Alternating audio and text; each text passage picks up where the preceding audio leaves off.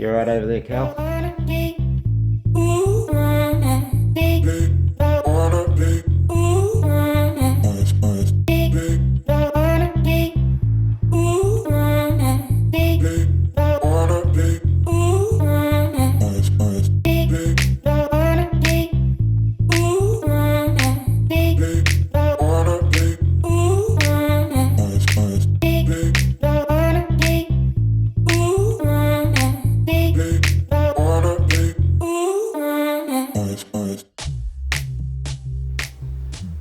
Okay, just let me get Calvin out of the way.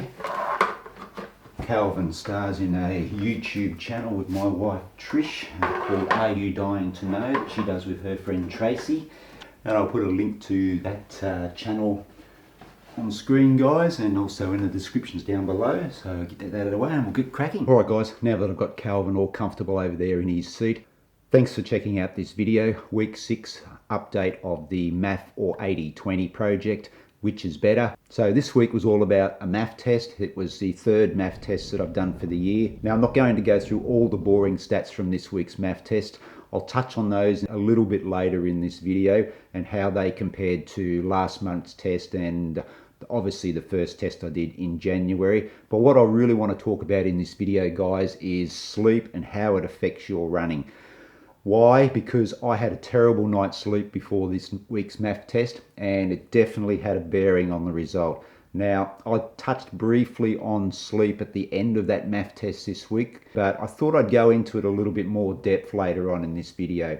But first, let's have a quick look at how that MAF test went down this week. Morning guys, Wednesday, it's 5:30 and just heading down to do the next MAF test in this MAF or 80-20, which is better project. Not sure how this morning's going to go. Had a pretty ordinary night's sleep, so feeling a little bit tired.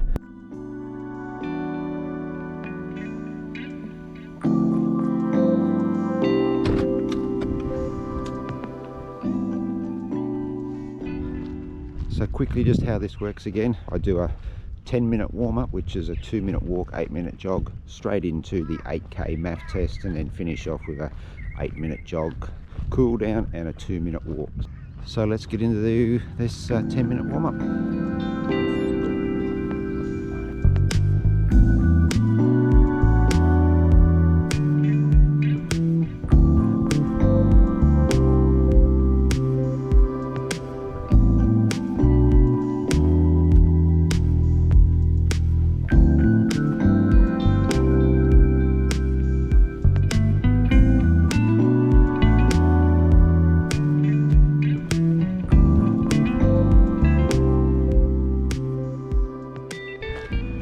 Oh, 2-minute walk.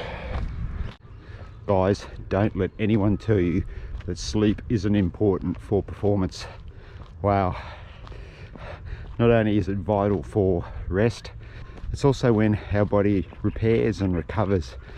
Make sure you're getting plenty of sleep to get the most out of your running. Me last night, just stop this because it's just finished.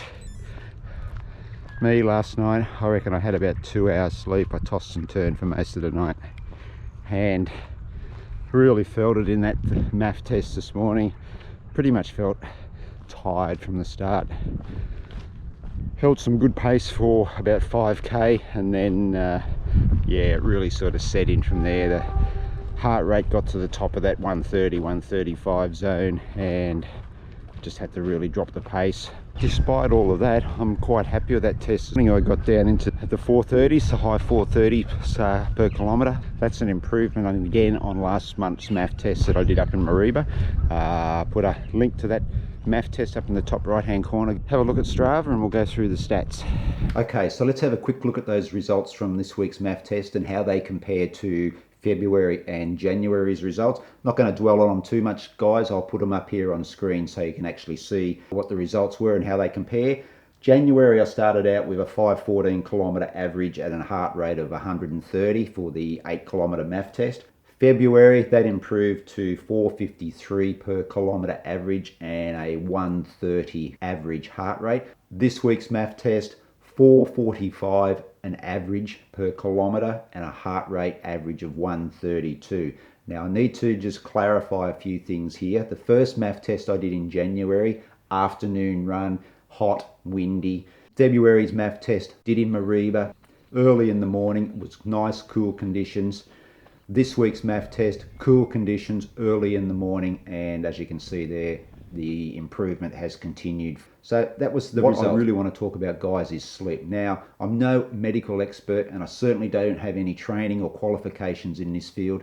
And what I'm about to tell you is from my own research into how sleep can affect your running. We all know that hydration and proper fueling are necessary parts of recovery, along with stretching and foam rolling and all those sort of things. But sleep is one of the most important components of the recovery process in your running. Yet it is one of the most overlooked.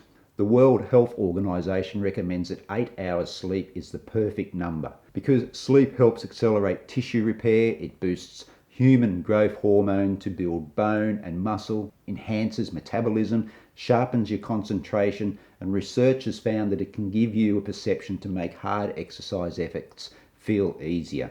So what happens when you're running, guys? Well, you're depleting your energy and fluid stores and breaking down tissue muscle. And what sleep does, it replenishes, repairs, and regenerates tissue damaged from the day's workout and builds muscle and bone so that you can be ready for the next day's effort. Now, without an adequate amount of sleep, your body has a hard time properly recovering from workouts. A sleep deficit means that your athletic performance will almost certainly take a hit.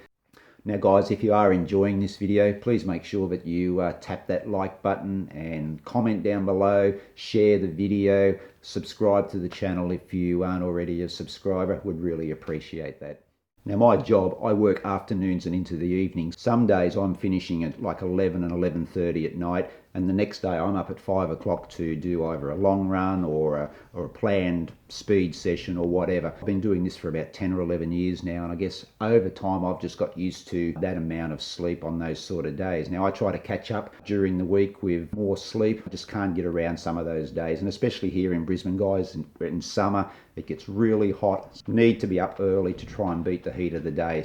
The body does get tired, of course it does, especially when you're in a heavy marathon block. You can get a little bit weary. After doing some of this research, it really did sort of hit home to me that I probably wasn't getting the maximum benefit from my running because I wasn't allowing my body to recover in an adequate way. Reading this research has really opened my eyes to sleep as being a really important part of your recovery. Now, sleep deficit means that your athletic performance will almost certainly take a hit, and that's just what I touched on, guys.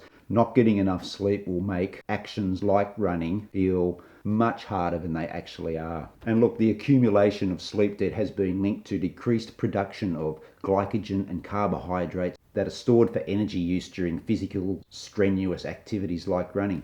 Less sleep throws off your body's ability to know how to fuel itself and effectively use that fuel. And there's also research to suggest that sleep deprivation can increase levels of the stress hormone cortisol. Now, high levels of cortisol are correlated with slower recovery times and unpleasant side effects such as fatigue, poor focus, weight gain, and insomnia. Now, this creates a cycle of sleeplessness. That's something that I found in this week's MAF test, guys, that my concentration was off. I didn't actually say it in the video earlier that I actually forgot to start my watch for the MAF test. After that 10-minute warm-up, I normally go straight into the MAF test. So I hit lap on the Garmin so that I know that I'm starting from 0 kilometers. But forgot, and about 2 or 3 minutes in realized that I'd forgotten to start the watch. Concentration, a little bit tired. Sunday long run, guys. 16k, a little bit over, just to make up for bits where I was filming. Our longest run of this block. Got to be honest, I felt really sluggish today. Just couldn't get into any sort of rhythm. It just felt like it was a real effort. A bit warmer, heart rate was still pretty good. Did get to the top of that 130, 135 range in the last few K, rolling over some hills and getting a bit tired. That was another thing too, felt a bit tired in the legs this morning. Yesterday's park run, set out to try and run 4:30 per kilometre and just see how long I could last at the MAF heart rate. As it turned out, I only got to about 2k and then the heart rate broke through that 135 level. That was a little bit disappointing. I thought my aerobic base might have been a little bit stronger than that at the moment, but obviously not. The reality and my expectations are a long way apart. Ended up just knocking the pace back a little bit at that park run. We did St Lucia again. Finished with about a 4:35, 36 average, which wasn't too bad, but heart rate just got out of control. About 5 beats a minute more than what it should have been. All right, guys, I hope you get something out of that little talk there about sleep. Hope your running is going really well. Let me know in the comments what you're up to. I've got my 5-kilometre event coming up in 2 weeks at the Great South Run. Let me know if events have started back up in your area. So, all that needs to be said, stay safe, happy running, and I'll catch you in the next video. Uru, you alright over there, Cal?